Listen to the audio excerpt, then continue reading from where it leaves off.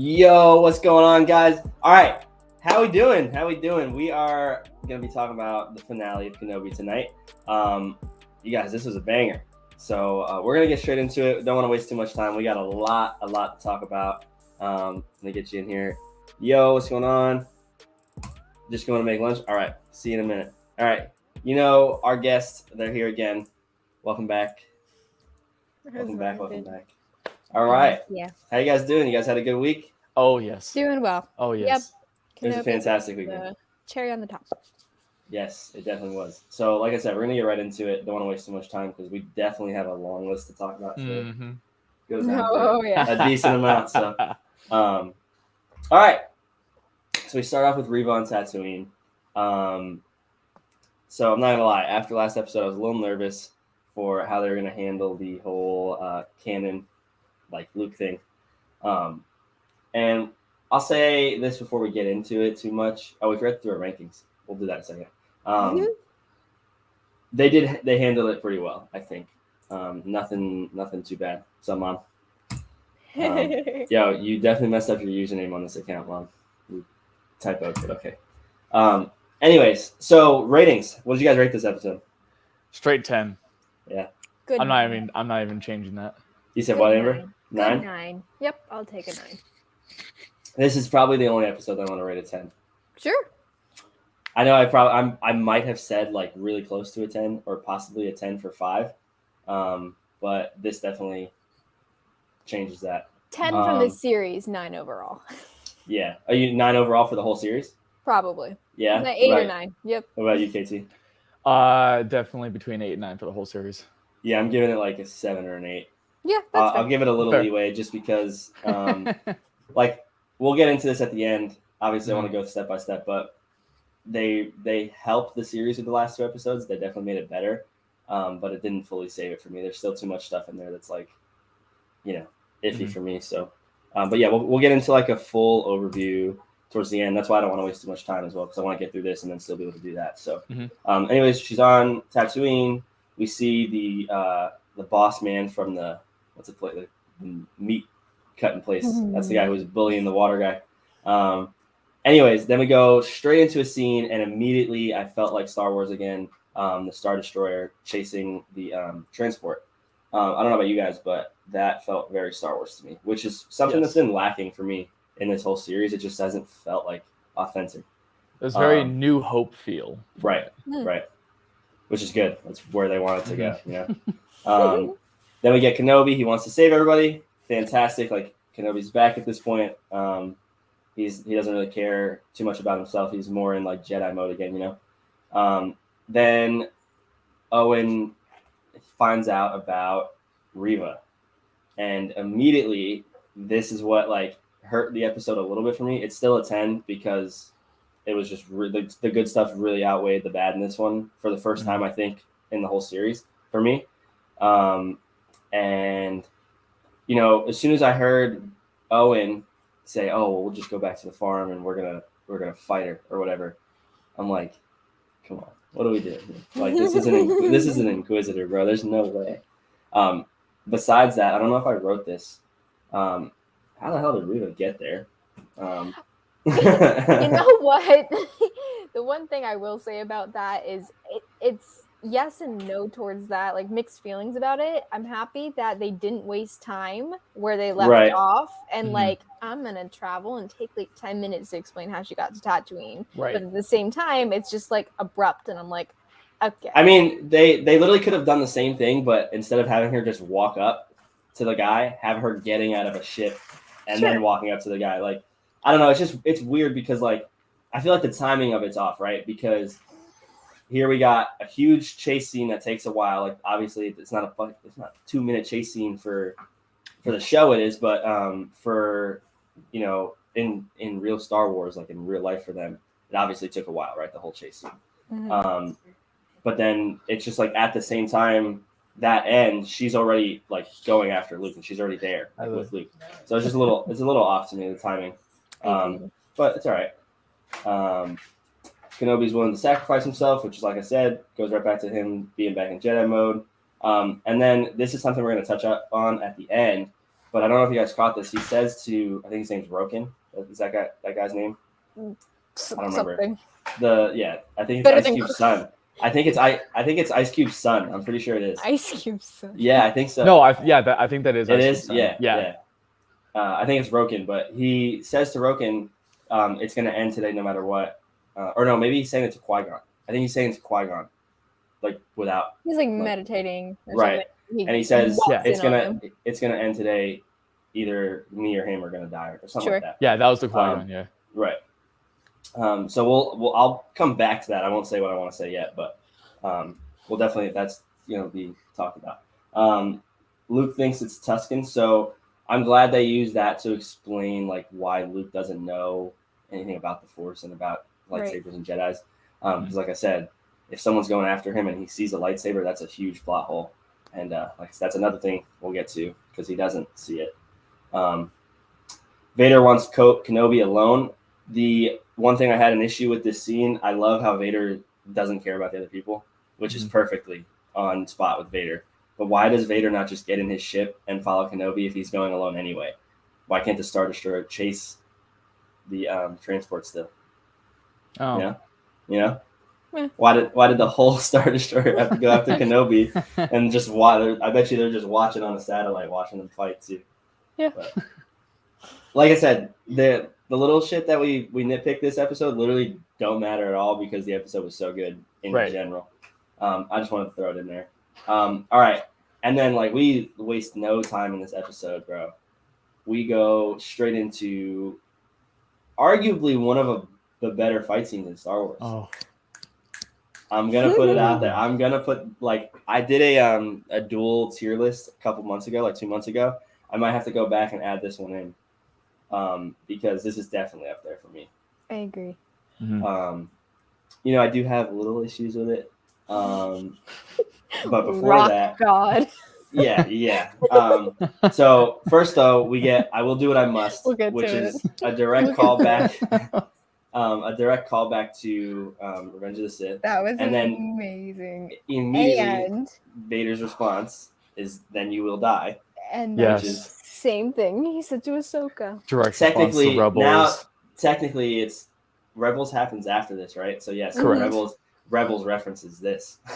Exactly. Yes. Yeah. So it's like the whole. Did you guys see what Disney's doing with Buzz Lightyear? They have like a human Buzz Lightyear because of the movie. Like they're replacing the OG like that. My wife was like, "Well, that's not the OG. The human is the OG." I'm like, "Yeah, I guess," but like, anyways, besides the point. Man. Great choreography. I will say it felt very reminiscent of how they fought, but with like the twist of them, like Vader being Vader instead of Anakin. Sure. It just made sense. It looked really, really good. Then we get to it. Just cuts to Riva again. And I know this is like Star Wars' thing, like they do cuts in between battles, like they do it in Revenge of the Sith. They do it in all the movies or whatever. Mm-hmm. It just kind of ruined the fight scene a little bit for me because of the fact that it's cut into Riva, which in my opinion, I already don't care about. I already don't care about her storyline. And then 2, the whole point of that scene with her is Luke is scared that he's going to die. But we know Luke doesn't die. So there's literally no tension in that scene for me. I think I wrote that down in a little bit. But like I said, it's just not – there's no emotional pull for me. You know what I mean? Mm-hmm. Like we're going from the 2 best characters, like the most emotional storyline, right into something that we know – I mean, we know how Obi-Wan versus Vader ends, but that doesn't matter because we want to see what they go through. Mm-hmm. Right? We just got Riva. We know Luke survives. And Luke doesn't know anything about Jedi or Sith or any of this. So it just didn't feel right. With that being said, I get it. Like it doesn't bother me storyline wise. It just maybe the cutting back and forth was just weird for me. A little bit too much. Yeah. Which is like you're like on the edge of your seat, right? And you're like, oh look, here comes Kenobi and Vader, and it's like, oh my god, what's gonna happen? Then it goes to Riva, and you're like,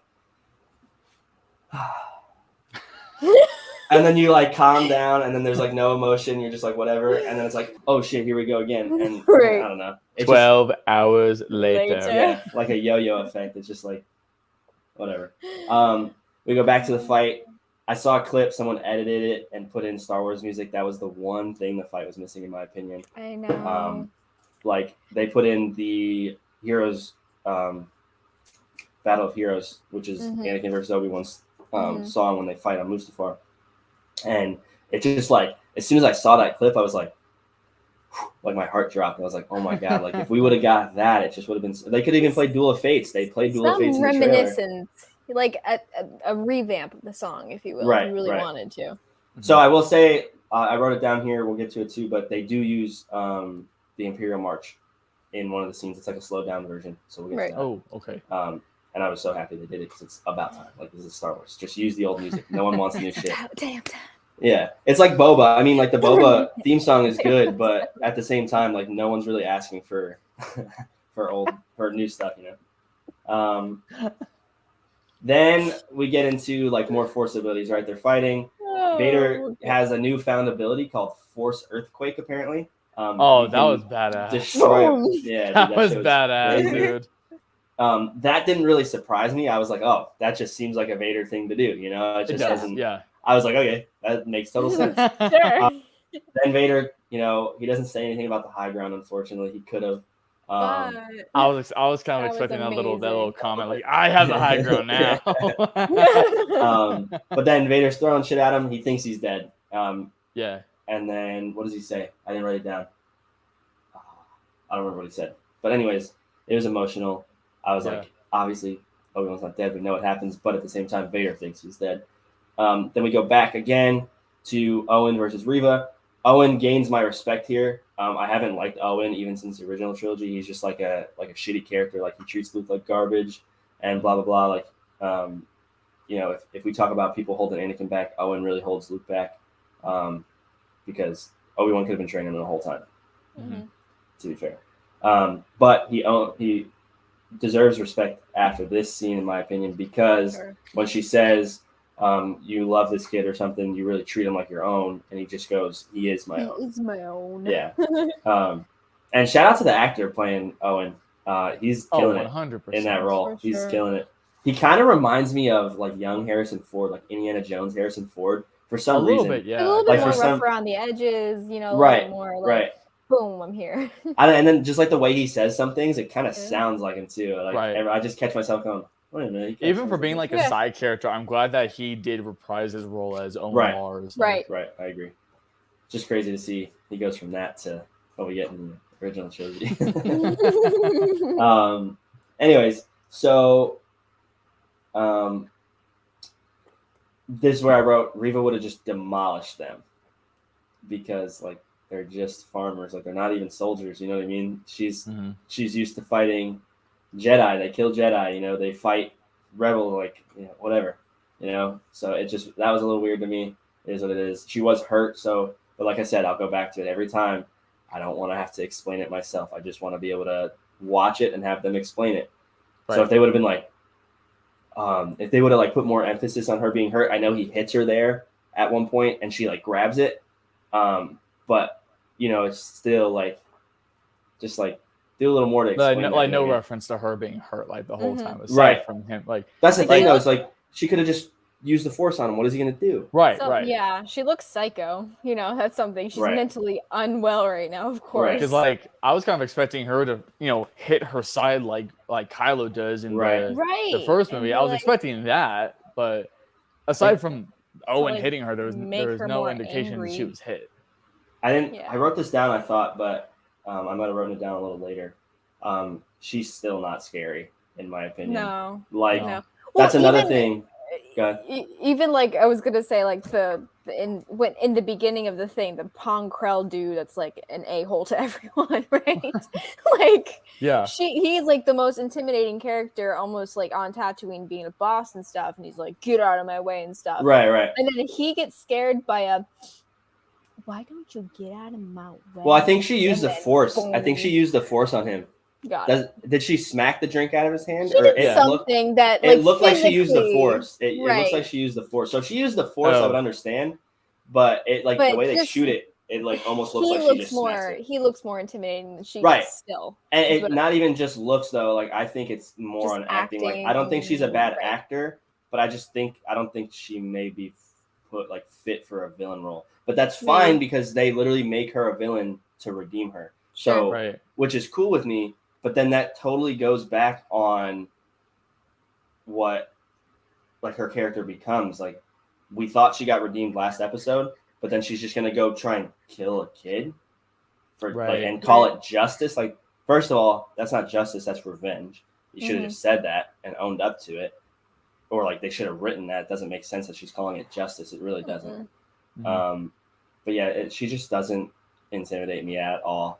So like I know why Owen and Beru were so down to fight her, because why not? She's not scary. Like, whatever, come on in. She's just a vermin on your farm. Anyway, so then we go back to Kenobi. He's in the hole. He's under the rocks. And he gets a little flashback, sound clips from Revenge of the Sith, and then it flashes scenes from Leia and Luke. And I took this as Obi-Wan finding his new purpose, or his new hope, like a new hope. Oh, that's the one thing he said. At the end of the flashback, it's "I am what you've made me," and I interpret that now as what he made him, a father of 2 children who are going to save everybody. In a sense, so that in itself with him, oh my goodness, that in itself with him doing or having those flashbacks of showing the kids after he said that before he left or during the flash, whenever it did happen, that's his new purpose. Right, yeah. Which is why, like I said, I hate having to explain it myself. I wish I could explain it, but they kind of did explain this one. I think that's why Kenobi becomes so in tune with the Force in this fight. For sure. And I like watching it the first time, thinking back on how I reacted so I wrote that here is Kenobi finds a new hope. He's more in tune with the Force than ever. Like he's more powerful than he was in the Clone Wars. Because even in the Clone Wars, he wasn't very Force sensitive. No. You could say, like, he didn't use the Force a lot because that wasn't his strong suit. But then he literally just destroys Vader. Like, he's way better than him in every way. Force ability, fighting, everything. Which is perfect because it lines up with canon. Like I said, they could have left it without them fighting again.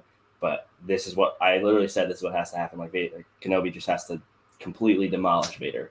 But like I said, when I watched it the first time and he does his little rock bending from Avatar. Speaking of Avatar, God, tell me this fight scene doesn't remind you of Aang versus Ozai. The scene, like the area, it's like exactly the same. So I thought it was funny that he started using rocks because I was like, yep, there you go, that's the Avatar right there. But rock Jesus. My first thought though was like, rock Jesus. I was like, bro, what do we like? I was like, what is this? Like, since when can you do that? It's and then when I thought about it again and when I rewatched it, I was like, okay, kind of makes sense because he's like, so like, if I don't win right now, he's gonna get Luke, he's gonna get Leia. Maybe not Luke, but he's gonna get Leia, and it's not gonna be good. So he's like so desperate that he just becomes super powerful, like almost more powerful than really anyone we've seen in canon. You know what I mean? Like Rey and Palpatine, obviously we've seen them do shit this crazy. Like Palpatine uses his lightning on the whole fleet. Rey picks up all the rocks. She doesn't throw them, but those are huge. Like, those are big ass rocks. I mean, if we're talking Force ability, like that's some. And then Vader with the ship last episode. But other than that, this is literally probably top 3 of Force ability we've seen in canon. For sure. And do you mean Force ability like without like strength, a saber?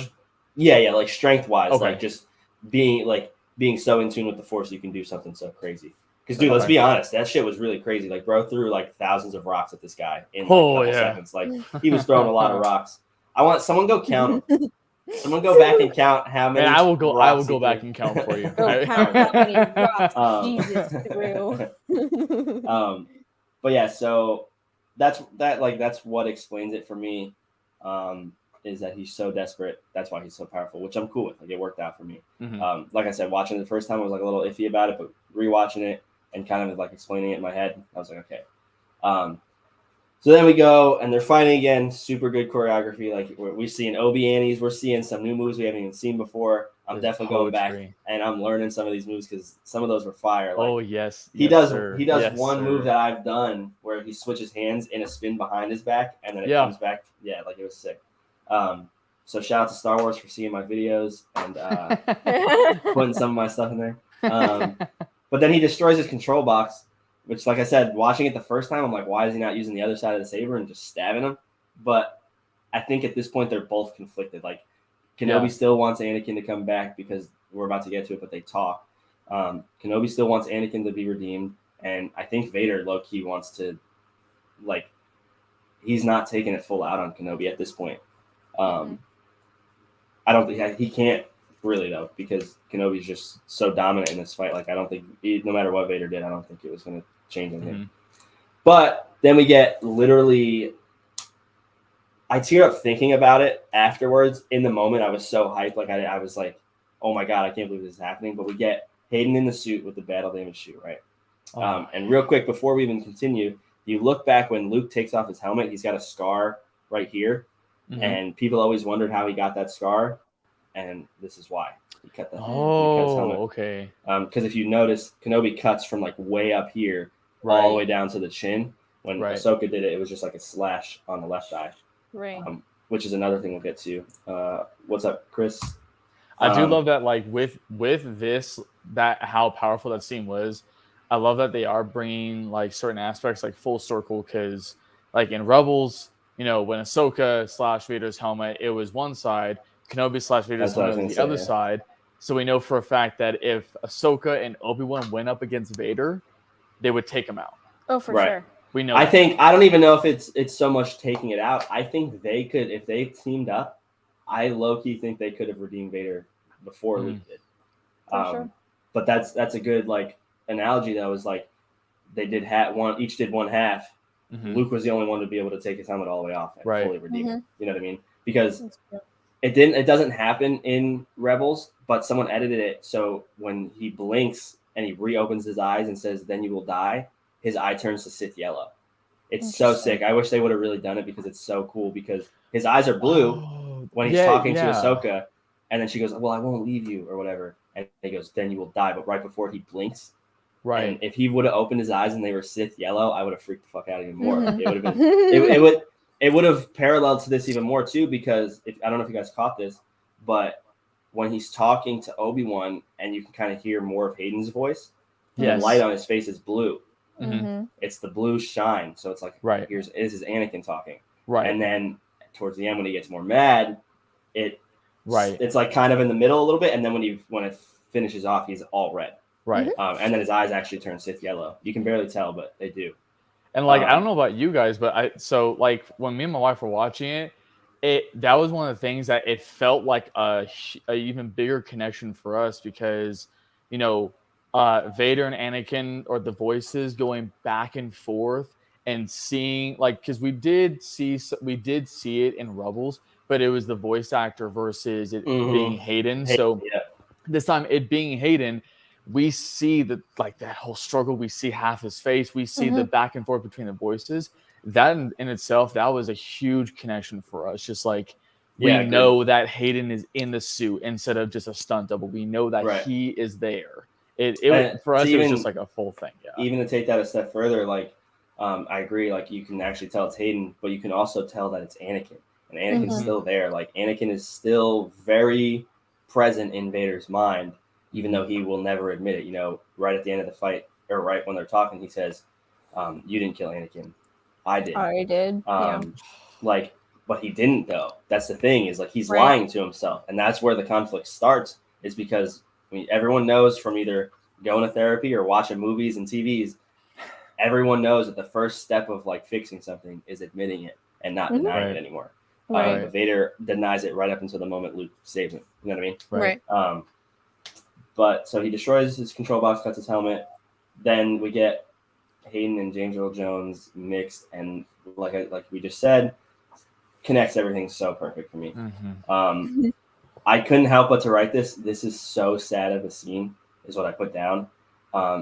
Just to like hear the conversation and to know how much goes into the conversation. Like 10 years of not seeing each other, right after you just had a huge fight. Like think about like if you fought with a friend or a family member and it was a really bad fight and you guys just stopped talking and then for 10 years it still hurts that much. Like it still hurts that much. Right. Putting that into perspective, it just makes it so much more sad. I agree. Yeah, so then I wrote the red and blue light, his Sith eyes. Then I wrote, why doesn't he kill him? And again, as a Star Wars fan, you got to make your own explanations, but whatever. He doesn't kill him because he's conflicted and he still believes in Anakin, obviously. Right. That one's more obvious than a lot of the other stuff we talk about and have to explain ourselves, but I wish he would have been like, I can't kill you, or like he said something to Vader, because it would have just been that much more emotional for Vader. You know what I mean? Right. Because like imagine hearing, "Oh, I'm not going to kill you because I still believe in you." Boom, there you go. Now Anakin is bursting through, like he's ready to come back. You know what I mean? Right. I do think how they ended that scene though with Obi-Wan walking away. I like because I don't know if you caught it, but I thought it was kind of like beautiful or poetic how they finished it because when Obi-Wan is finally leaving, Vader's on the floor standing whatever, and he said, "My friend is truly dead." Yeah. Goodbye, Darth. Yeah. And then A New Hope. That's what he calls him. That's what he calls him because originally Vader, his name was just going to be Darth. They didn't actually like make his full name Darth Vader until later after A New Hope came out. So I love that they made that huge connection for A New Hope. Yeah, I agree because a lot of people always had the question of like why if they're like after the prequels, if it was Anakin and Obi-Wan and he knew he was Vader, why doesn't he call him Anakin or why doesn't he call him Vader? It was just that perfect detail. Just like it literally just helped a little bit. For sure. And Ewan, back when the prequels like came out, he studied Alec Guinness and like how he was as Obi-Wan to try and connect them as well as he can. I feel like this show just literally helped that even more because he does such a good job at bridging that gap. Like it's almost like a third person. You know what I mean? It's almost like you have Ewan, you have this guy that we're watching in Kenobi, and then we have Alec Guinness. You know what I mean? He's almost a whole different person. He portrayed like Alec Guinness's like persona as Obi-Wan Kenobi so perfectly. He really because I know we saw that even just in the second episode. Like with him just walking around being all discreet, like he portrayed the persona so well. Right. Yeah, I agree. But yeah, I like. We get another Kenobi scream, which is fantastic. More me, like we're gonna get plenty of memes off of that. So he doesn't say Kenobi, but he says Obi-Wan, but it's exactly the same as Maul's, which is another cool thing. They're really good. I don't know if they at this point. I don't even think they do it on purpose, bro. I think they accidentally have so many parallels and they just go with it. What I'm happy about is that he didn't say Kenobi because that to me is more of a Maul thing. So I think between Riva, because Riva said it several times, Obi-Wan, whatever. Yeah. Well, that's what they know him as. You know? Right. But I'm really happy that they touched on just the first name instead of the last. Yeah. And, just talking about like what Vader and what they say, I didn't write it all down, but Vader at one point says, we talked about, you didn't kill Anakin. I did. And then he also says, I wasn't your mistake or something like that. Because Obi-Wan's just apologizing for everything. And I feel like Ewan, like I said, he's such a good actor and he portrays this like perfectly, but there's really too much to apologize for. And he almost just doesn't know what to say. And he just goes, I'm sorry for everything. Like, I don't know about you guys, but if you guys have ever been like in an argument with somebody and you really don't know what to say, that's almost all you can say. Right. It's like, I'm sorry for everything. Right. Because there's so much shit. You know what I mean? So it's just like, it was super upsetting just to watch and see. And then the scream, like I said, it was gut wrenching. Like it was like, I could feel the tension in that scream. So this is where I wrote it. I said, obviously Luke doesn't die. So the scene has no emotional weight. We already talked about that, so I'll skip it. But same thing, like it keeps cutting back to it, and I just don't care. Just a waste of time, in my opinion. And then after everything she does in this whole series, she doesn't kill Luke, and obviously she can't because plot armor. But like at the same time, it's just weird writing. Like, why even write that whole arc? It's weird. Do something fresh. Do something new. Like we have plenty of people in Star Wars that get redeemed. Vader, like literally everybody, like 90% of the people in Star Wars is like a redemption arc. Like Ahsoka, she goes, she leaves the Order, and she's got to find her way again. You know what I mean? Not everyone's super evil like Vader, but at the same time, everybody redeems themselves in their own way. So we're getting that with Riva, but using Luke makes no sense. It's just stupid. Like I said last week, how does she even know Luke is Anakin's kid? He said nothing about, hey, we got to make sure Anakin, his 2 kids are safe. Bail literally just says the kids. We can't let Vader find out about the kids. They could have just been Force sensitive kids, and now you're just being an Inquisitor again, and you're just going to help Vader do what he set out to do, is kill another Force sensitive kid. You know what I mean? Like, it's just dumb. Yeah, I know what you mean. Yeah, I do. But yeah, it just bothers me because like she goes through all that, and then no, I'm just not gonna do it. I was waiting for Luke to wake up with a saber and be like, and then Riva's like, yeah, no. I mean, no. Because even if I feel like even if they didn't decide to give her that redemption, I felt like if they still wanted to do a scene with that, they maybe could have still done a Riva hunting Luke, and then Obi-Wan, he comes back to Tatooine. Yeah, someone saves him, and Obi-Wan and then saves she realizes it. Exactly. Yeah. Not instead on her own. Yeah. It's just stupid. It doesn't make sense. Like, first of all, she's not all there. Clearly, like we know she's, especially if she's hurt. So the fact that she had enough like mind power to like be like, oh, I probably shouldn't kill this kid. Like it's right. It doesn't seem like something that would happen in Star Wars to me. But like I said, the good really outweighs the bad. It just really didn't affect me. This was more of like a whatever. Like I don't really care. Just get her off the screen. Get her. Get Luke. Get all of them off the screen. Just go back to Kenobi and Vader. Right. But it is what it is. Then we go back to Mustafar. Vader's all patched up, whatever. And we get our boy Palpatine. I freaked the fuck out. I was like, let's go. Yeah, that was great. I forget who said it last week, but someone was like, I think it was Crispy. He was like, do you think we're going to get Palpatine in the comments? I'm like, yeah, that is sick. Quinlan Voss should have saved Luke and taken Riva somewhere. Something. Yeah. Like him, Ahsoka. Someone saving him versus Ahsoka. Something. Ahsoka. That would have been so sick. Then we could have just seen her and Obi-Wan meet again, just for a little bit. You know what I mean? Right. Just instead of it's those darn Tusken Raiders. Yeah. Whatever you do, run. Okay. Oh, I didn't write that down either. So, the thing I was immediately worried about was that if Luke saw the saber, he would know about lightsaber. So in A New Hope, when he doesn't have any idea what a lightsaber is, wouldn't make sense. But what they do is she never ignites her saber in front of Luke, except when he's like climbing out, right? He's got his back turned, so he doesn't see it. I had to make sure in the second time I watched it, but when she ignites it, he's already knocked out. So he never sees the saber, which is thank God, because like I just don't want any more plot holes. Like just avoid the plot holes. Right. So they did it, and I was like, thank God they didn't mess anything up. Cool. So we get Palpatine, and he kind of seems worried that Kenobi can turn Vader back. The way he's like talking, like, oh, your feelings for your old master, blah, blah, blah, this and that. Like, it really seems like he's worried. I could see it in his face a little bit, I think. But it's sure, like we already talked about, I think Obi-Wan and Ahsoka could have redeemed Vader, like officially, you know? Then we get some Star Wars music. We get Imperial March in that scene. Yeah. Finally, it felt amazing to hear it again. It was like, it might have been a different version. It was definitely slowed down, but like, it just makes sense. You know, that's Vader's theme song. Right. Use it when Vader shows up. It's just how it works. It's like when Kylo Ren shows up in the sequels, they play his song. I actually like Kylo Ren's theme song. I like Rey's too. So, well, I mean, like I like those because those are literally each other's but reversed.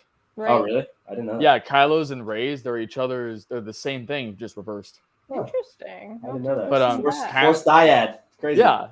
So kind of to go back and just like the tiniest nitpicky thing for me. We saw when we saw Palpatine.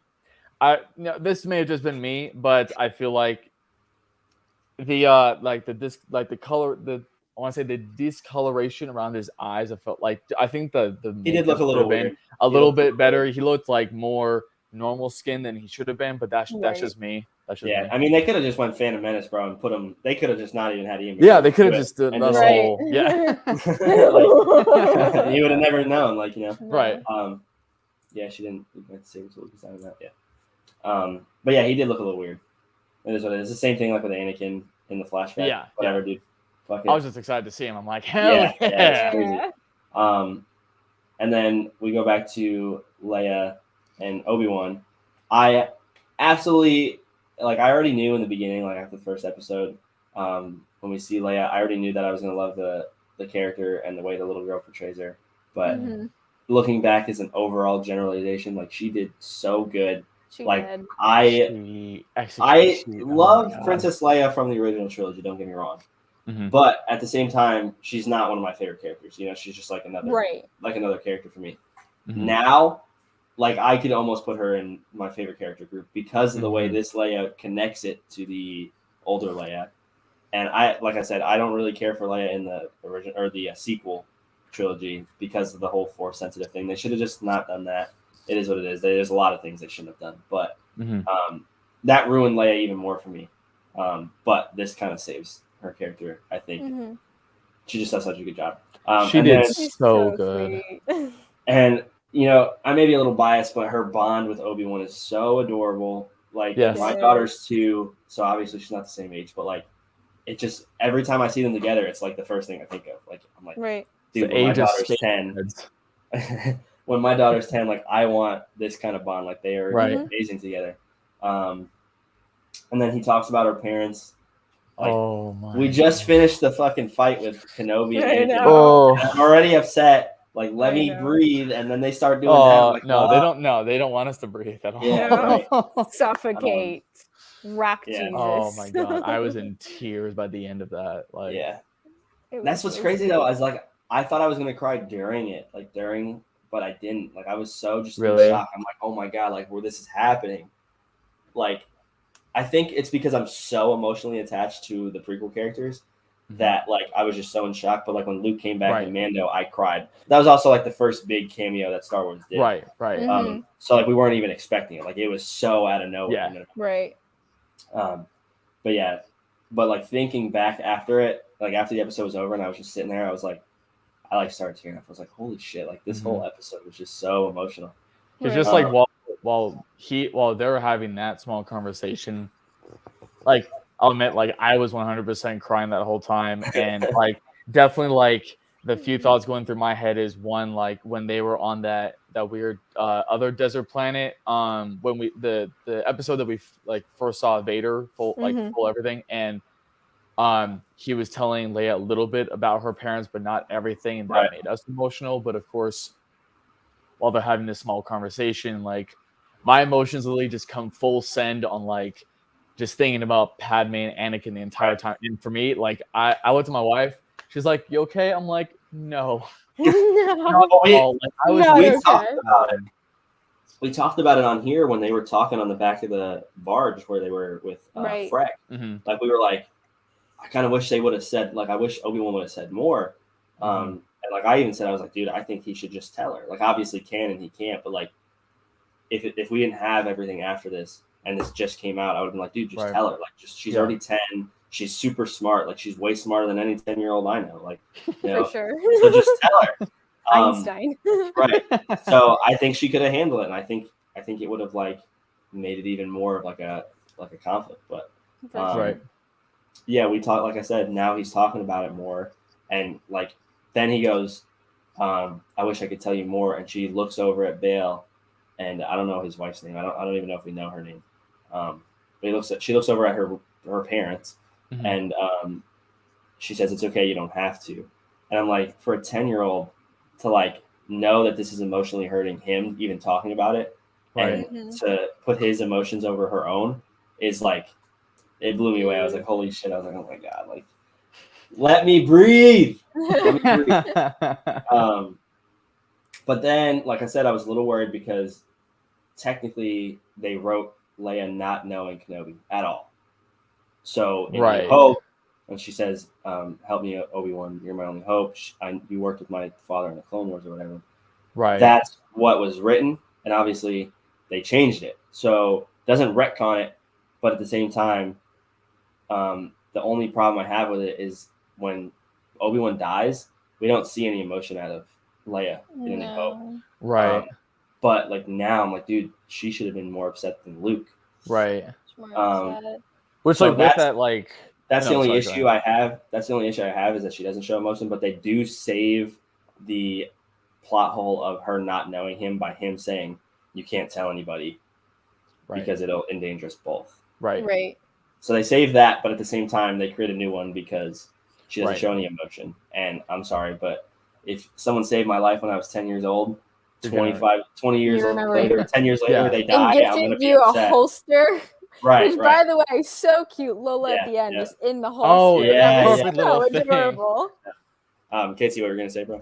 So kind of going back on that thought, because like I had the exact same thought before, and like right when it cuts the scene back on Alderaan, I had a feeling that was gonna happen, and I almost thought, well, wouldn't he just for a quick second like Jedi mind her real quick, just like erase half of the memory, right? At least, like I thought that was what's gonna happen, but they didn't do it, so that's why I got a little confused with that. Jacob came in as green. Yeah, I know. I just got a notification that says my Wi-Fi is being weird. It's because we had a storm. That's what it is. Can you guys see me good? Florida. You guys can see me good? Yeah. I mean, I can see you're grainy, but I can see you. Oh, okay, whatever. I don't care. If you can hear me good, I don't care. You had surgery, not me. No, I actually didn't do it. I didn't do it. Oh, you didn't? Oh, okay. Yeah. We'll talk about that after. Okay. But yeah. So, anyways, what did I put next? Then he goes back to Tatooine, and he puts on his new / old robes. They look like his old ones, but they're a little different. And oh my god, I was like, let's go, dude! Like, let's go. It looks so good. It was fantastic. And then he tells Owen that they are the only protection he needs now. So they kind of leave us on a cliffhanger here.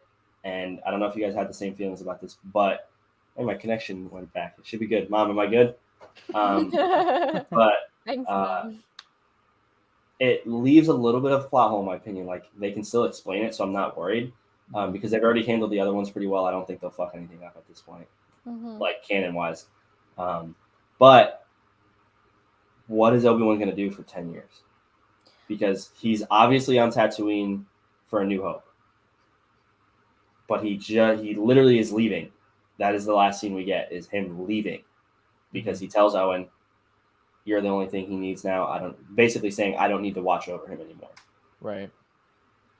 My thing with that is that he's leaving, but maybe not necessarily the planet itself. Because in Rebels, you see he's a traveling, he travels on his camel. He has his stuff packed up. He's by a fire when Maul faces him. So why wasn't he in the cave that he was living in? So for me, it makes sense because it just shows that he's now just a traveler versus like a stationary kind of thing.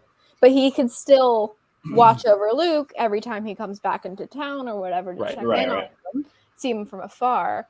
But he's not so helicopter parent towards Luke anymore. Right. But like that's my thing though, is like that makes sense. But at the same time, like if you're not watching Luke, why are you not doing something against the Empire? You know what I mean? Like that is the one thing that's supposed to be stopping him from fighting the Empire, is because he's watching over Luke and he doesn't want anyone to know about him. You know what I mean? So why are we like in the middle? Like, what are we doing? Maybe during this time, Qui-Gon taught him the ways of the Force. He's definitely that's definitely going to be some of it, but I can't see that taking 10 years. I can't see that taking 10 years. I know. Qui-Gon learns it in the afterlife. He doesn't know how to do it before. He learned in the afterlife how to communicate because he was originally only a voice. He knew how to communicate through voice, but he didn't know how to communicate through like showing himself. So he obviously learns that afterwards, and it didn't take him that long to learn. You know what I mean? So, well, because Obi-Wan's not that strong in the Force. I mean, he's strong now, but still never was as far as learning the Force. Yeah, but he is now. 10 years. I get it. But yeah, so I don't know. Hopefully they explain it. If they do a season 2, maybe that's what it's going to be about. Maybe he's doing something. Maybe he's like secretly helping people. That's what that's what I'm thinking. Like going back and helping Roken, because they make that character seem like he's going to be a bigger character, like kind of like Saw Gerrera, and like kind of like a big player in the Rebel Alliance. So obviously, don't see him in the original trilogy. So I'm interested to see what happens with him. Not a lot, but like I do want to know more than what we see of Riva, but whatever. But Owen again earns even more respect. He goes, "Do you want to meet him?" And Obi-Wan, hello there. Obi-Wan comes back and says hello there, and it sounds even more like Alec Guinness than his original one. Oh my! And I'm like, "Fuck yeah, dude! Like, thank you." Like I said, this was a parallel they definitely did on purpose. Like I said earlier, like I don't know if they're doing them all on purpose, but good job, Disney. We like parallels. It just makes everything feel more real. History always repeats itself. Then we get Qui-Gon. So immediate thoughts, I was like, fuck yeah, it's about time. But at the same time, afterwards, I was like, why did they have to wait till the end? I still think they should have done it like during the fight, like when he was under the rocks or something, or before the fight when he's talking onto him. Like either way, I'm okay with what we got. I just wish we would have had more, because he literally says 2 lines and that's it, And what does he say again? He goes, took you long enough? Yeah, it took you long enough. And then Obi-Wan's like, oh, I thought you were never going to come. And he was like, I've always been here. You just weren't ready to see. Come on, You've got a long way to go, or some shit like that. Which is awesome, because it sets up for him training, which is perfect. It makes sense. And like I said, it just sucks because I wish we would have got more of it. Right. It, like, even with that, like, I feel like while I do wish that we like heard his voice, or like, the Force goes during the battle, I think in like the other, like on the other side, they left it to where like we got him at the end, and now if they decide to do more with Kenobi, like before like Rebels or leading up to everything else, I think they kind of left us on that good cliffhanger to where like they don't need to, but if they wanted to, they left a good door open. Right. Yeah. I agree. I definitely agree. But yeah, man. I mean, you can never have enough Qui-Gon. Oh yeah. I mean, how good did he look? Like, dude, he looks the same, man. Force Ghost looks so good. Yeah, he looks really good. I mean, I know he's getting. I mean, it's been 20-something years since the movie he was in, so he didn't look a day over fucking 30 in this. Like, he looked really good, bro. The fact that he even came back and it didn't get leaked is amazing. Like, awesome, insane. Shout out to Disney for always being good with the leaks.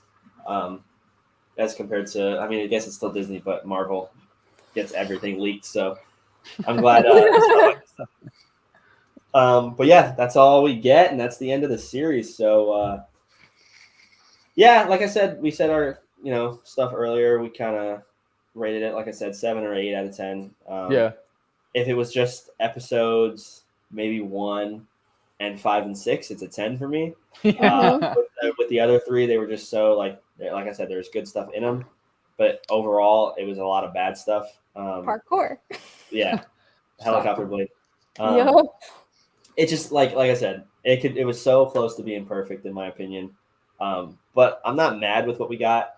I do want to try to wait a little bit to judge stuff from now on, because a lot of people went a lot worse than me. Like, a lot of people judged it a lot harder than me. Right. But at the same time, there's stuff that happened that like kind of gets explained and like kind of like makes sense afterwards. So I think going forward, I'm going to try to, like, we can't help it, right? If something bothers us, we're going to talk about it, but I'm going to try and take it with a grain of salt, I guess is what I'm trying to say. Just because a lot of the stuff we talked about, like, kind of gets changed afterwards, But yeah, what do you guys think on just overall general, like, you guys happy? You guys wish we would have got something else? Like, of course, we all wish we got Clone Wars stuff, but we didn't. Amber? I still want to say I'm like in a redemption phase, even with the last episode. It's just for me, and I know you say not to judge it soon, for yourself. No, it's over now. You can definitely judge it now. I know. Now. But even in the moment, I personally am okay with judging it then because it's just not the quality that Disney and Star Wars have proven in the past, especially with something like season 7 of Clone Wars. They brought us that, and that was immaculate. Mando, all these things. So we have these, expectations. Of course, we might be let down, but as fans, we're allowed to be let down. We're allowed to talk about it. We're allowed to do those things. Of course. And right. Personally, I'm okay with judging it then and there, and then I would be also okay with being like, all right, I was wrong, cool, whatever. Right. No, I agree. That's why I said if something bothers us, we're going to talk about it. Right. I'm going to try and keep in mind next time, like for Andor, I'm going to be like, all right, well, maybe this gets handled later. Yeah. No, for me, that also might set up false hope, which can also disappoint more. So I don't know. It just depends. So how about they just don't disappoint in the first place, and then there you go. But don't overall, give us another episode 4, please. Overall, decent show. I'm satisfied. I'm still a little bit in the redemption of like, okay, the last 2 episodes redeemed themselves from the 4th one. Helicopter, but otherwise it's solid. I would give it like a good 8 overall. That's fair. See, it's funny that you give it an 8 though, because like I said, it's 7 or 8 for me. But more leaning towards 7. Like, I'm now reconsidering it. It's just because it's like half of it was subpar, half of it was like decent, whatever. Well, my thing is like this is Kenobi and this is Vader, so our expectations, of course, are going to be high. Not only that, but the way they promoted it, right? So we got a lot of Hayden, we got a lot of Ewan, and of course in the show we get a lot of Ewan. We don't get that much Hayden, but we do at the end, and we with the last 2, with the flashback and then him with the face. But at the same time, it's like for the amount that they used him, it like set us up for disappointment. You know what I mean? And I think just as a whole, like I thought, like this is Obi-Wan. This has to be perfect. If anyone doesn't agree, like I saw a lot of people saying, "Oh, it's Star Wars. You should just be happy you're getting it." No, dude. Like this is Kenobi. This should be perfect. It's not put millions of dollars into it, dude. Like this is Kenobi. It should be to get these actors back to actually be on screen. Yes. But no, and not only that, and I made the point for me at the end with Riva and all that fun stuff. I finally came to the conclusion of I love the idea of introducing a new character. It's just the way she's written this and that. She's being thrown into a pool with like you had Obi-Wan, you had Luke, you had Baru and Owen and stuff, and these are all original love built-in characters, and you're throwing a new character to see. For me, it's kind of like chuck it and see how it did. Kind of chuck it in and see how it's gonna simmer. It just it was too much of a like a playing with your feelings type thing of like just test it out. Bouncing off that, like when Mando came out, obviously it was like the first Star Wars we got for a while. Like it was the first thing Star Wars came out with after the sequels. And the sequels left a bad taste in our mouth, so we really had no expectation for Mando, right? I'm not saying this because I don't think Mando would do bad now if it came out. I think Mando is just fantastic, but I think because we didn't have expectations, and because there's just new characters, like there's old characters like here and there, but it's literally 95% new characters. Like it's a whole new story. You know, we get a little bit of like stormtroopers and stuff, but those aren't like characters. Those are just troops. Like, we don't really, it doesn't matter. We don't really get a lot of big characters in that other than Luke now. But like, it's just because they're all new characters, there's nothing really to compare it to. Right. So like, I'm sure if we compared Mando to Obi-Wan and Vader at the beginning, he would have sucked too. You know what I mean? Right. Like, you can't compare those characters. That's what I'm saying. So it doesn't matter about who played this or whatnot. The fact that you tried to throw a new character into an already pool of established characters is really risky. So not only that, make him a main character. She really was a main focus of the show, unfortunately, and she shouldn't have been. Like, yes, they did focus on Obi-Wan a good like 75% of the time. Vader maybe got like 5% like focus. And then Riva got like 20%, dude. Like, it just wasn't, like I said, it just feels out of place for me. It's the same thing with just this episode, but as a series in whole, like just this episode, going back and forth from Vader and Obi-Wan fighting to her and Luke just felt off. And then her whole place in the show feels off, in my opinion. It's just that, like, it fits into the story, but like explaining it and spending so much time on it while the show was subpar just makes it that much worse. You know what I mean? that's what I'm trying to say. Like, what exactly they'll do with like the future projects, right? Because like going off of what you both said, it's the two sides of the coin that we're getting right now. It's like the brand new content that we've never seen before. So like Mando, for example, written fantastic, everyone loves it, brought so many people back to Star Wars. But then on the other side of that coin is Obi-Wan, Vader, high expectations, characters we've seen before, and same thing with the Boba Fett series. We've seen him before. We have some expectations, but also not really that many. But then for the future projects, we have Ahsoka coming up. We have like the droid story. We have Andor. So it's like it's returning characters, but at the same time, it's both. They're not huge characters, right? Like, I mean, Ahsoka is, yes. Right. Like Ahsoka, we have high expectations, but that's why like I'm very much looking forward to like the Andor series. One, because like Rogue One was one of my favorite films, but two, because I'm in love with origin stories, like prequel origin stories. I love them, especially if they're written well. So my expectations for that one are going to be a bit higher than maybe some people, solely because I love it. Interesting. Yeah, so I was gonna say like we should talk about coming up because obviously we're all going to be doing a podcast again for Andor.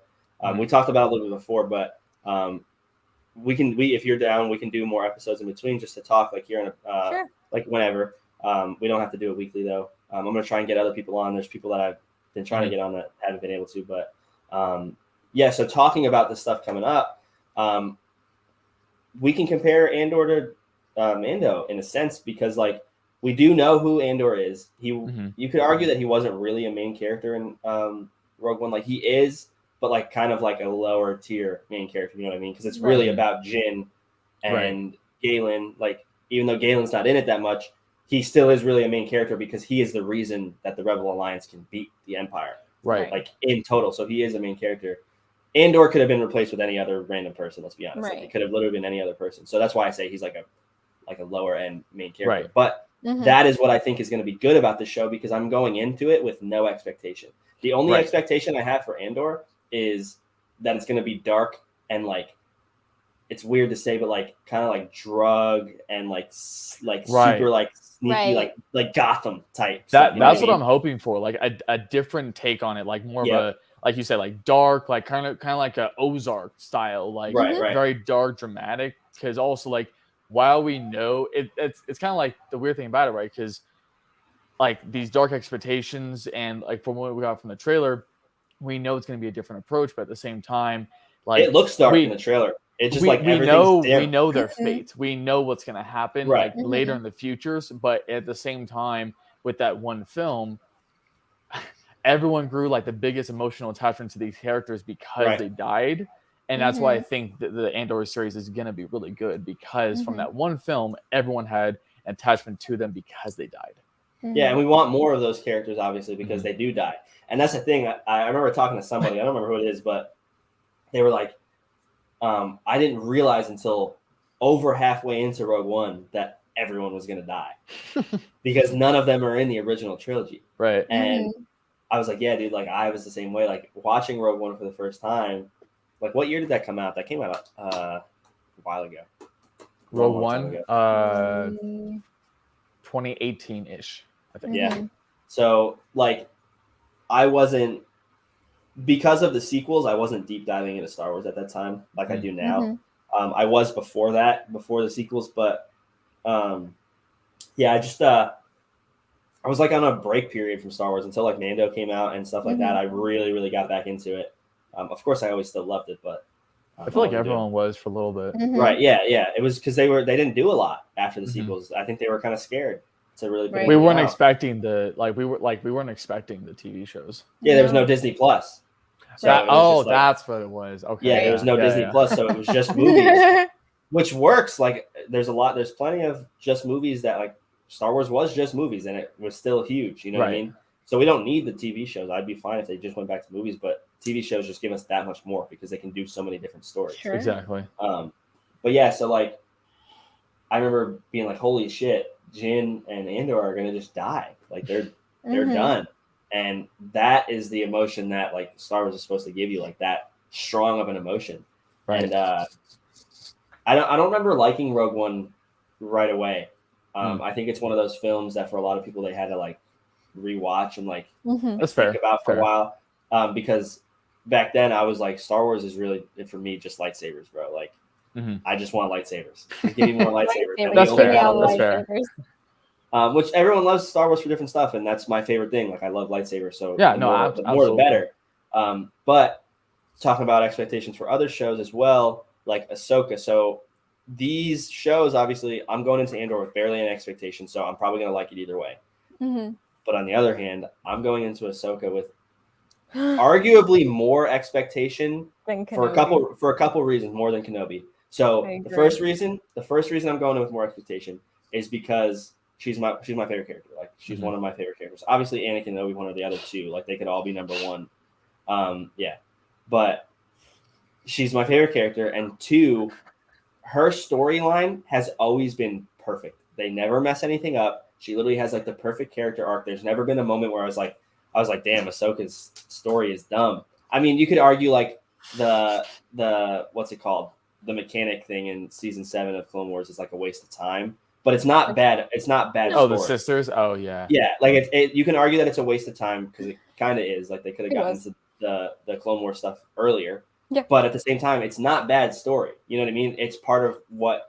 It was the other characters. It was never Ahsoka. Ahsoka's never the problem. She's perfect. Exactly. And Ashley Eckstein just makes it better. Yeah, that's true. She's amazing. Dude, I should DM her. Try and get her on here. That'd be insane. That would be awesome. Anyways, dude, shoot your shot. Do it.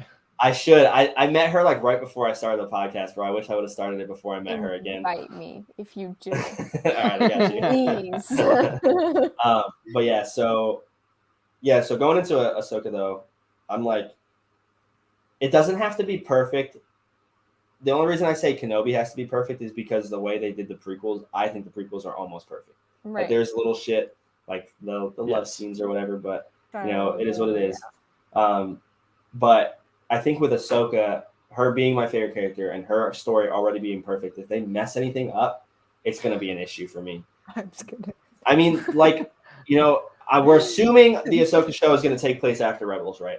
Yes, no, it definitely is. So, because we pretty much have her story up until then. But the book is right after Order 66 and like a little bit after. She's gone through like the original trilogy, so we don't really know what she does after other than Mando. So there's a big gap there. But from the book to Rebels, we don't get a lot. So I think we're going to get a little bit after Rebels, which is perfect because it goes more into that span between Mando and Rebels. And it's a very interesting time because who's 95% of Star Wars' favorite villain other than Vader? Thrawn. Everybody loves Thrawn. Thrawn's not my favorite personally. He's cool. I get why he's so compelling to people, but like, I don't know, it's kind of boring. So to me. like not really like smart. your top like 3 intimidating like dark. No, he's definitely intimidating. I'll give him that. Okay. Just overall as a character, like he's a really good character. He's just not one of my personal favorites. Okay, fair. Because I'm putting like the Emperor, Vader, and probably Maul up there. Like those are, I think most people would as well. But like, he's definitely up there for a lot of people. Like some people would even say he's their favorite. I haven't read all his books either though, so maybe if I did, it would be higher. But I just like Force users and lightsabers, like I said. So yeah. But yeah, so everybody loves Thrawn. So if they fuck him up, that's another thing. So it's not just Ahsoka though that I'm going in because like we're gonna see Maul. Ooh, like it's 100% gonna happen. There's no way we don't see Maul, right? If it's after Rebels, probably not. I don't know, maybe flashbacks or something. But I think there was a leak of Ahsoka and Maul, and it was Rosario Dawson. So I think we'll see. I didn't see anything.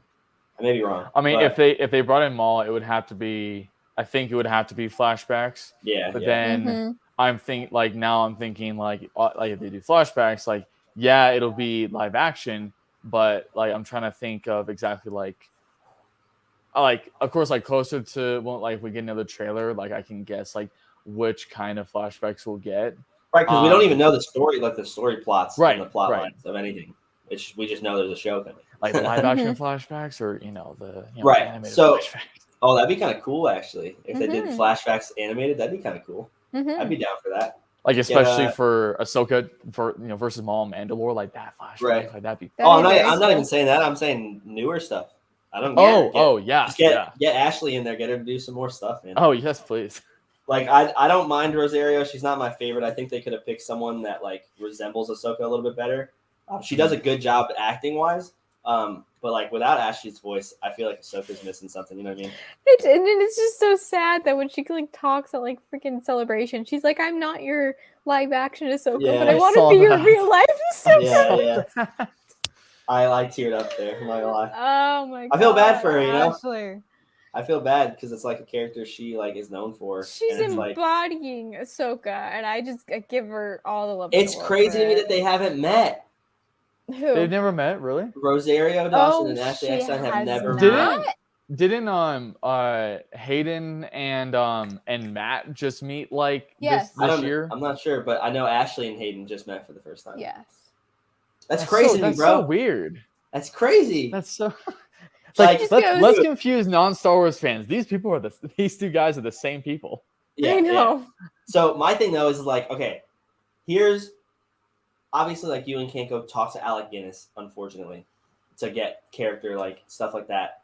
But like I feel like if I was portraying a main character in Star Wars, like especially if it was like a lot of people's favorite character like Ahsoka, and if I was Rosario Dawson, bro, like the first thing I would do is go, hey, Ashley, Lucasfilm, you got Ashley's number? I'm gonna call her. Hey, Ashley, you want to meet up and talk a little bit? Yeah. Okay, we'll see you tomorrow. And then I'm going and I'm saying, hey, like, what gets you into character? You know, what traits do you try to portray mostly? I mean, because she only does her voice, so it's hard for her to like portray like facial stuff. But like, what would you do? You don't have to take her advice, but like at least talk to her. You know what I mean? Like at least get a little insight into the character. Especially with someone like Ashley, because she's so into the character. Like, I'm not familiar with a lot of stuff Ashley does. I'm not gonna lie. Like, other than Star Wars, I know she's in other stuff. Like I don't know any of it, but you know, Star Wars is like she embodies it. Like she literally her even brand, on her Instagram, everything is Star Wars. Ahsoka. Yeah. And I'm literally. like, yes. She started a clothing company. Thank and you. It's literally Star Wars. You know what I mean? I know. Like this person's so in tune with this character. Like go get some help from them. You know. Right. I mean, maybe she will before Ahsoka. We'll see. But yeah, I mean, those are my expectations. I mean, we could talk about all the other shows, but all the other shows I don't have any expectations for because we don't know anything about them yet. Yep. So as stuff starts to drop and we start getting trailers or like teasers and stuff, we can talk more about them. Mm-hmm. Like I said, the only thing we can really talk about is Ahsoka and Andor at this point. Even though we can talk about Mando. How you guys feeling on Mando? Because we watched that trailer together. It'll be very interesting to see how he's going to redeem himself, even though he has the dark saber as the ruler of Mandalore. Yeah, I was gonna say the same thing. I'm a little worried, to be honest, just based off of that storyline, because it's like, dude, you're the guy now. Yeah, you fucking right. And he's still listening to the armor. The armor. He's Bro, just like, if that was me, no longer. Just F you. Guess what? If you don't take your helmet off right now, you're not a Mandalorian. You know what I mean? Like, if they did something like that, I'll be happy. Like, take that helmet off so I can see how fucking ugly you are. She's not ugly. I've seen her in other stuff. No, she's really not. She's she's older, but she was in Supernatural. Very cool. I saw her panel at Collective Con. She's cool. But yeah, I don't know. It's weird. We'll see how that goes. I'm just excited to see more Grogu. Because if he would have picked Luke, that's something I didn't even think about in a moment. Like if he would have picked Luke over Mando, we would have had to have gotten like a Grogu show or a Luke Jedi Temple show, like creating his new Jedi Temple, because they're not just gonna ditch Grogu. You know what I mean? Like this is their number one selling character of all time. Like there's no way.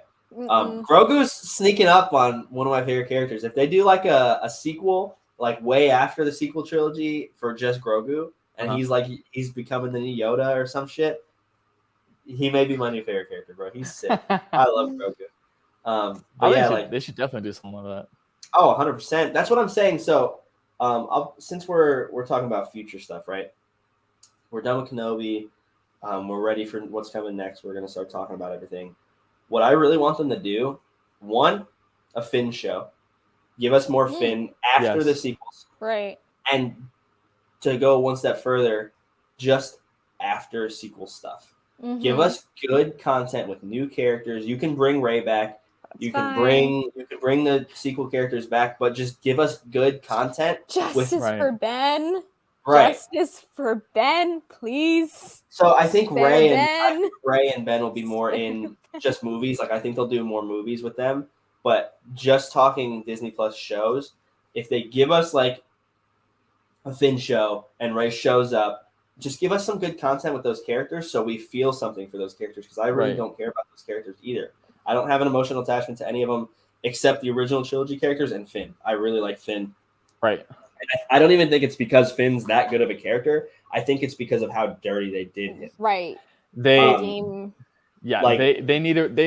needs to be redeemed because of how dirty they did him. Like they were setting him up to do so much more, and then it's less justice for Finn and more justice for John Boyega because I actually really like him. He's a great actor. I'm not familiar with a lot of his work as well. But just out of Star Wars, he does a good job portraying his. He does. Outside of Star Wars, he's fantastic. I have seen Pacific Rim. He was really good. At Pacific Rim as well. he was good in that. Yeah. So that's what I'm saying, though, man. Just give us more stuff after the sequels. A lot of people probably won't be happy with it, but if it comes out and it's good, no one's gonna complain. You know what I mean? Right. I should take that back. People are still gonna complain, but the people who care about Star Wars aren't gonna be like, oh, fuck that, you're giving us more sequel stuff. No, we're going to be happy that we're getting good content with very bad written characters. You know what I mean? Right. But redeem the sequels. That's what I'm saying. Do something that they may, it's just like Kenobi. They may not be able to redeem it fully, but the sequels could go from a fucking 3 to a 7, you know? Right. A 7's a lot better than a 3, you know what I mean? Can we please maybe not for like, you know, 2 of the, you know, TV show projects, but they've done so much better with TV shows than they have movies so far. Mm-hmm. So like if they did a series, it would redeem it because the Clone Wars literally redeemed the prequels. Right. After the for prequels a lot of people, came out. Yeah. So I agree. I think like there's a lot of stuff they can do with the TV shows that they can't do with movies. And I think one of them is just helping explain and like create emotional bonds with these characters because we spend more time with them. I will say for big stuff like this, so Mando coming out weekly is perfect, but for like big characters, like I think for Kenobi, they should have done like Stranger Things style, drop a bunch of the episodes and then just do like the finale a week later and give us time to ponder the first couple episodes. Like they did 1 and 2, but that was for some other reason. We don't know why, but like either way, I think they should drop a majority of it first because we wouldn't have sat here and shit on episode 3 or shit on any of the episodes because we would have had more explanation. Like we still would have shit on 4 like that. Don't get me wrong, Disney, if you're listening, dude, that shit was ass. that was a trash ass episode. There was cool stuff, but it was overall garbage. Right. But yeah, I think with TV shows, they can really like get us to bond these characters more than the movies. And it's because they have more time. And I think they need to get rid of this fucking 6-7 episode shit. Make them 10 episodes minimum. Something. Give yourself more time. With the actual, like, you know, and this is just me. Like, if you're gonna say they're all gonna be an hour long, make them an hour long and make them worth it. Don't undercut us with a half hour. Don't make me go through the roof. There's plenty. I know they filmed plenty of stuff. They always cut stuff from movies and TV shows. Stop cutting so much is what it comes down to. Give us our episodes, even if there's a little bit more filler. That's what I'm watch saying. It. If we get 10 episodes and 3 of them are fillers and 7 of them are really good, fine. I'm cool with that. That's why Mando comes across so good. How many episodes is Mando seasons? Yeah. Let me pull it up. Like, dude, I wouldn't have had an issue with Kenobi if it was 10 episodes and 4 of them sucked. If we got episode 4 in a 10 episode series, I'd be like, oh, whatever. But the fact that there's only 6 episodes and we got a 30-minute episode of 4, sucked. already. But the fact that we already have so little time and you're not giving us our episodes and then you give us a fucking shitty episode on top of that, like, bro. Right. I'm about to pull up Mando. Season 1 was. Go back. Come on, let me scroll over. 8. So that's closer. And season 2 was 8 as well. Yeah. Okay. That's solid. So why are we lowering any of them? Why is Boba 7? Why is Kenobi 5 or 6? Technically 5. I don't want them to, and not saying that they will, but I don't want them to, like, for the future projects, pull a final season a Game of Thrones style, where it's like the final season is it's ass, and they undercut the entire budget, and they could have done so much more, and so many characters potential was wasted. So like it's easy to compare like a lot of shitty seasons to Game of Thrones, because everyone I didn't hate Game of Thrones ending. The final season? I really didn't hate it. Okay, fair enough. I don't love it, but I also don't hate it. Like, a lot of people shit on it, I think, too much. fair enough. We should do a podcast on Game of Thrones. We should do that one day. Are you big into Game of Thrones? Or no? I'm not. Just watch it. I watched, like, when the last 2 seasons were coming out, like, I watched them on TV. Not like I'll never be into like anything as much as I am just like into Star Wars, but like I'm still very familiar with everything, because like I would watch it every episode, like with my wife whenever they came out. Right. So I am familiar with most of the stuff in it. Amber, you watch Game of Thrones or no? Too graphic for me. It is really bad. There's a lot of bad shit. Dude, I wish I could find someone that hasn't seen it that really wants to watch it. I want to see, because I've been watching these reaction videos of people reacting to some of the stuff that happens. And all I'll say is the Red Wedding and watching people react to that is the craziest thing I've ever seen. I don't know if you remember the Red Wedding, KT, but it's like, when... I remember bits of it. It was mostly just like the last 2 episodes I remember. Okay, yeah. We'll talk about it after, because it's so funny. But yeah, I mean, like I said, Kenobi, 7, maybe 7.5. I'm excited for Andor. 4 hours. Actually, Andor comes out in like a month. Yeah. Does it really? Comes out like August 1st, right? Oh, that's right. It Something does. like Yeah. August 1st. Yeah. So we're gonna have like a couple weeks off from the podcast. Be back. Yeah, at least from series. Well, I'm sure we'll do more, but considering how dark it's gonna be, I hope that I hope that like people take, like, the directors will take notes from like other series, because like I literally just finished for the second, like I binged Stranger Things, the season 4. I just binged it for the second time, like over the last 3 days, and it was still like top notch. Yeah, definitely. That's the thing, though, is like I think a lot of people right now want dark stuff. Like Batman that came out was way darker than the other Batmans we've seen. Yeah, and everybody loved it. And comparing that to Christian Bale and like his Batman movies that are some of the greatest comic book movies of all time, that's high praise. There was definitely stuff they could have done to make it shorter. It definitely didn't need to be 3 hours. It painted Gotham better. Oh, 100%. To the comics, it painted Gotham like to the exact image that it would have been in the comics. Like I loved Christian Bale's Batman, but it was how they portrayed the Gotham streets, the bad guys, that wasn't like living up to it. But the new movie, that was a dude, it was too long, bro. I had to pee so bad. I literally almost peed myself, bro. I got the giant cup at the movie theater and I drank the whole thing. It was so bad. But I mean, don't refill it. Yeah, definitely not. And I didn't want to get up because it was really good. Like I didn't want to miss anything. But so I mean, real quick before we end, we can talk a little bit. I know you guys are kind of into Marvel. I always say that I kind of just watch Marvel. I don't like to deep dive into Marvel. Yeah, that's me. There's just too much. Like I'm already like I'm caught up with everything Marvel except Miss Marvel right now. Like I've seen everything other than Captain Marvel. I haven't seen that. It's gonna get confusing. Miss Marvel, Captain Marvel, I'm watching Marvel. Okay. I haven't seen the movie, but I know her character. Like I know about her and stuff. So I mean, like a lot of people tell me to watch it, but it's like I'm up to date with everything because I'm also like very into Marvel, but like a bunch of the like say like the deep like say lore, for example, like Star Wars, like not that far into it, but I rely on one of my other friends who's very deep into Marvel, and I ask her questions and everything, and she asks me questions, so it works out. But But I mean, it's up to you if you want to talk about Marvel now or off. No, I'm cool. I'm cool. We can talk a little bit. I just want to talk about Thor and specifically. Oh, I'm excited for that. Sure. Holy shit! I'm so fucking very excited for that. Dude, this is gonna be probably the best Marvel movie. Dude, yeah. Oh my god! I'm so excited. Padme, we're getting. Yes. We oh are. my. And I don't care if she's a different character. Get more Natalie Portman. So good. Fantastic. She looks so she's good. She's probably my all-time favorite actress. She's Natalie Portman. I want to say it's 80s. I love the 80s retro theme that they're keeping, like that they're going with it. I love it. Well, we just got a new trailer today. I don't know if you guys seen it. No.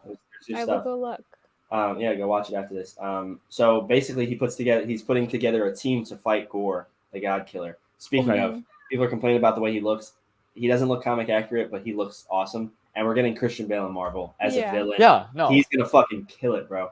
And then we're getting Natalie Portman, of course, and then we're getting Chris Hemsworth. Thor was not my favorite Marvel character. I always was a Spider-Man guy. When Marvel movies started coming out, I really, really liked Captain America. He was like my favorite because that was like when I was in ROTC and that was like my military phase. Like I was ready to go to the military.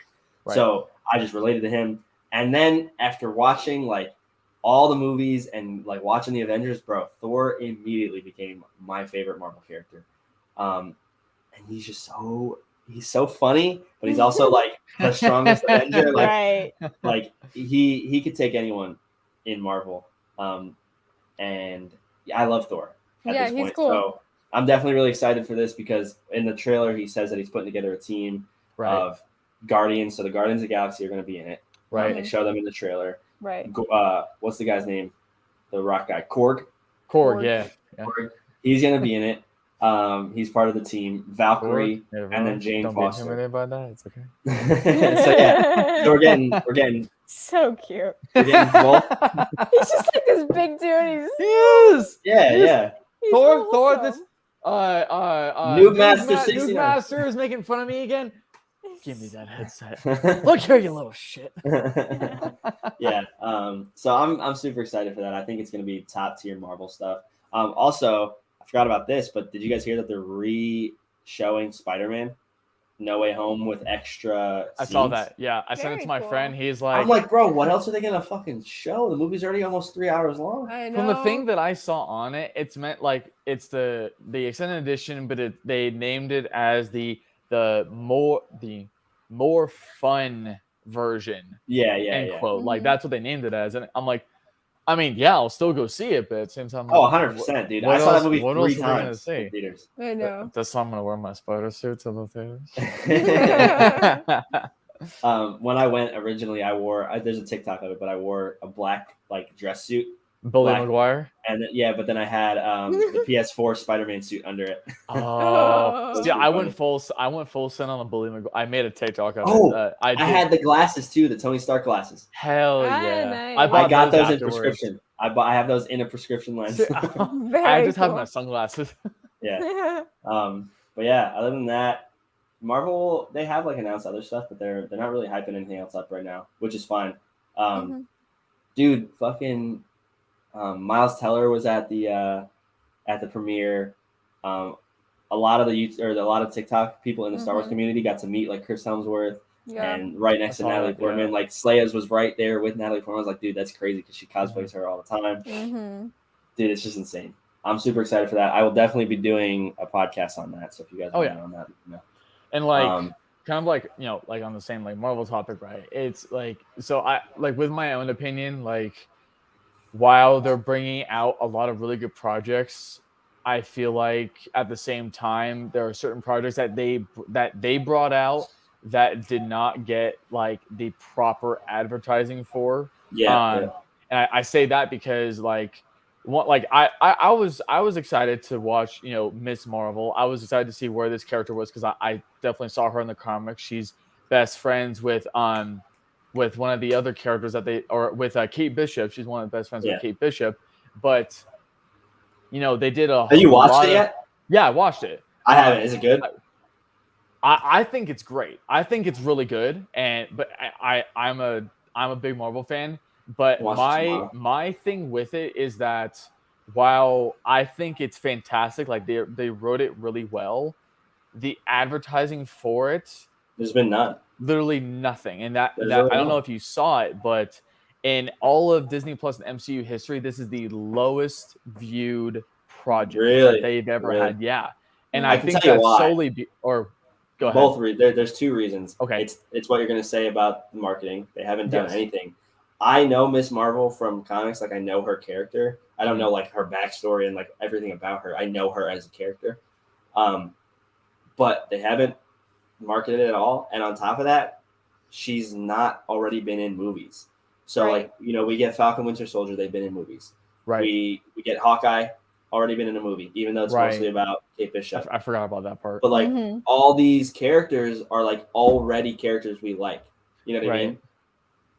So if you're gonna have a new character and you're not gonna promote it at all, no one did they really promote Mando that much? They did. Not like crazy amount. They didn't give us a lot.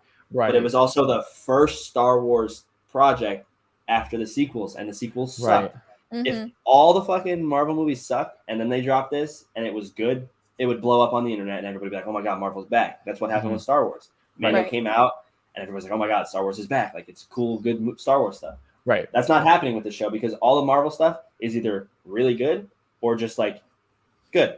Right. There's not really like bad Marvel stuff at this point. Because like everything I'm seeing on like all my social media is like every day it's literally Thor, Love and Thunder, or like just anything related to Spider-Man or Doctor Strange or just clips of here and that. But literally like up until like the first episode dropped, the only thing that I actually saw advertising in Miss Marvel was a movie poster, and that was it. Yeah.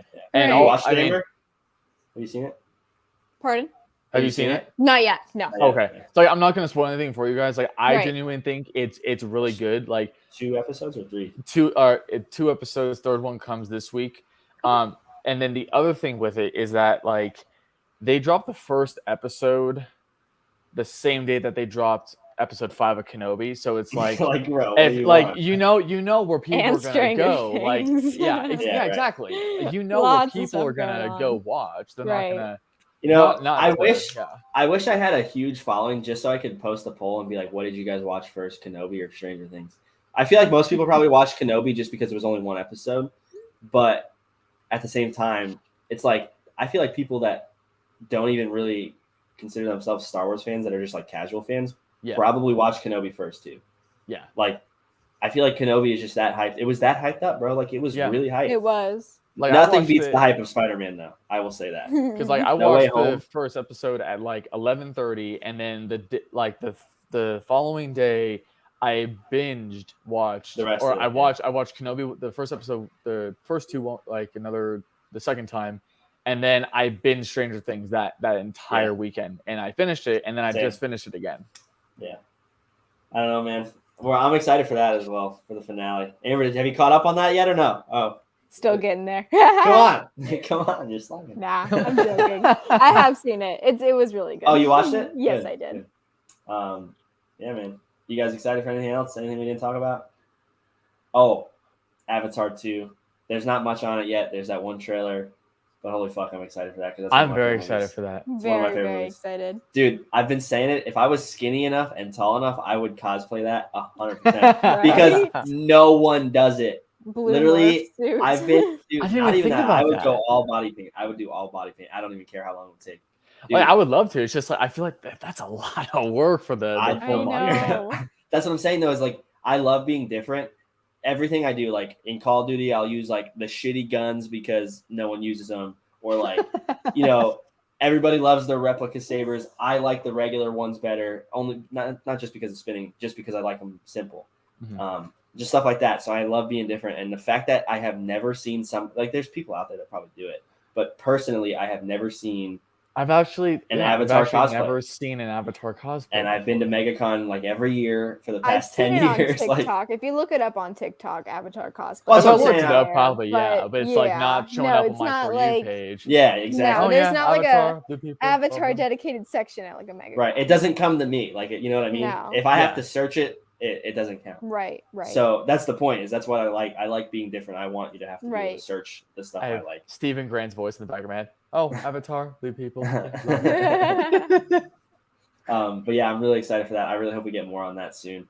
Sure. And then the fact that they announced 5 more movies, dude, is insane to me, bro. Like so crazy. every For 2 Avatar? years, yes, every 2 years. Dude, did I like miss that? Like, I guess so. 5 more, dude. I've heard. I think I've referenced them before on here, but Corridor Crew on YouTube, they do a lot of the VFX stuff.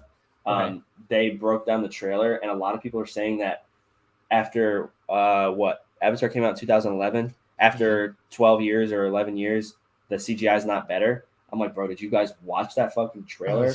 There's a shot where what's her name? I always forget her name. The main girl Avatar, that Jake falls in love with. When she like comes out from behind that bush and the light is like hitting her eyes and like her eyelashes and stuff, dude, that shot is beautiful. So the fact that, dude, they're pulling a George Lucas. I don't know if you guys know this. I know. They created underwater mocap. So cool. No one has ever done that before. They created a new VFX phenomenon, like a new thing. Cool. Yeah, it's insane. That's what Star Wars did. That's why I like it so much. Neytiri. But yeah, that's why I'm so hyped that they're doing something new, because that's what George Lucas like strived to do. Like new ways of filming, new ways of doing stuff. Like, and he did. Like, he really did. Like Star Wars. So many. That's why with these new projects, like I'm gonna be so excited to see what the tech, where the tech goes, because Lucasfilm fucking created all this. Right, and Mando, they did it again in Mando. Like the what did they call it again? It was the I know you're talking about the Razor Crest thing. Yeah, the screen. Yeah. Exactly. I didn't know that was possible. So cool. That's what I'm saying, bro. Cool. So when I go see Avatar, that is gonna be like IMAX XL theater, like whatever you guys have. My theater has XL, so we get huge, like giant theater compared to like the normal one. That's 100% must see. I'm paying the extra $3-4 bucks. I don't care. We have the XD luxury seats, all the whole shebang. Yeah. We even have our theater. We even have a system on the app where if you want to, you can have whatever you want from the concession stand delivered to you. Nice. What? That's sick. So when the theaters first opened up again, when we went to go see Black Widow, I did that. And we were like in the middle of like an entire row of people. They're bringing it to us, and they're like, "This for you?" I'm like, "Yes, it is." And everyone's looking at me like, "Yeah, that's right. I have them delivering it to me now." So funny. I went to a place back in the day when like a Die Hard movie came out. Me, my dad, my brother, and it's like a dine-in movie theater, bro. Like they have tables, and you sit at a table, and they literally serve you dinner, like pizza, like pasta, like food, so like actual food. Yeah. I'm like, holy shit. We have one here for that, and they serve us beer too. Hey. Wow. Nice. The only theater I haven't been to yet is the 4D. I want to try it. The what? But not on something. You said what? What's the what? What did you say? The 4D movie theater. What's that? You ever heard of a 4D movie theater? So it's basically like a ride at Disney, right? The seats move. If there's like a stinky smell in the movie, they spray like a. It's like the Stitch ride at Disney. Is the best way you can explain it. Oh, okay. They like rains. Like there's water it sprays you with if it rains in the movie. It's like an immersive experience. It's like very immersive. Really? Okay. Exactly. I would never go to like a movie I really care about in those, just because I like to be able to focus on the movie. Right. I don't want to be like shaking around and shit, like during the movie and like not be able to pay attention to it. But, like, you know what I mean? Funny. So eventually I'll go to one of those. But we also have one where they have like super nice like luxury seats and like they lay down. Like I don't need all that, bro. I like the regular movie theater too much. Oh no, I like my luxury seats. Like just laying back far enough to I mean, like low key, one of my like fondest memories as a kid is going to the dollar movie theater like all the time. There's no dollar movie theaters around me anymore, bro, and they always but you always movies. Go to like the Dollar General, get your candies and like candy on you. No, check me, pat me. They don't even ask us anymore, bro. Now anymore. I've never been to a dollar theater before. Really? Most of the places that I've lived, I either just didn't go to them when I was a kid because I didn't know about them, or when now that I'm an adult, they're all closed down. Like all the ones that there's no more. There's like no more dollar theaters. Yeah, but like all my friends used to go to them like when they were kids. I'm like, oh, okay. The 3 around me have closed down, and I don't know if there's anywhere close. But a cool thing my theater does and did, so 2 things. During COVID, they did drive-in movies. They set up a drive-in movie theater at this place. I didn't go. Very cool. I should have. I didn't go, but it's what it is what it is. But they also, I don't know if they still do it, but for a while they were showing old school movies. Like I went and saw with my dad and my brother Raiders of the Lost Ark, Indiana Jones, in theaters like 2 or 3 years ago. Mm-hmm. Very cool. From the late 90s, a movie in theaters. It was so sick. So awesome. And they do it like every Wednesday and Friday or something like that. Did you have to tune into like the radio? Yeah, the radio. I've done that before. Yeah. That's cool. I love those different things. Yeah. Yeah. So many ways to see a movie. Awesome. But yeah, I mean, I'm good. That's all I really want to talk about. We got to Thor. We got to all of Kenobi. On live, I'm good. Yeah. Yeah. All right, so we're gonna end it there. We went for an hour and a half. That's about what we normally do. Yeah. So unfortunately, we're not 100% sure when we're gonna do our next podcast. But if you guys stay tuned on all our socials, I'm sure we'll post about it. But we know for a fact, early August. I don't remember exactly what day. Andor. The Friday after Andor comes out, we're doing another podcast. Friday after August 1st, yeah. Yeah. So, but all right, guys. Thank you guys again for doing all these episodes with me. And thanks for everybody tuning in. We will see you guys probably before Andor, but definitely for Andor. May the force be with you. May the force be with you.